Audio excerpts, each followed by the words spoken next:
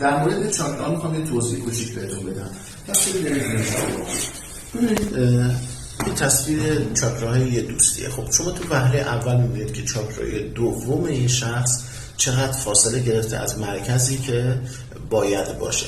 شاید توی خیلی از افراد الان بیان به این فکر کنن که این چاکرای جنسی و چاکرای دومه و اینقدر بیرون زده. ببینید درسته که این چاکرای جنسی هست ولی ارتباط مستقیم با چاکراهای دیگه خصوصا چاکرای 6 رو داره، حتی با چاکرای 7 هم ارتباط داره، خصوصا با چاکرای 6.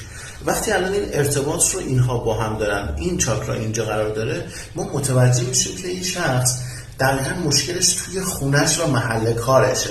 یعنی دوست نداره به محل کار بره یا دوست نداره از محل کار به خونه برگرده. یکی از این دو مورد باعث شده که این چاکرا اختلال ایجاد کنه. پس وقتی ما چاکرا رو به عنوان چاکرای جنسی میشناسیم، یه سری چیزهای دیگه هم ممکنه در اون نهفته بشه. مرسی.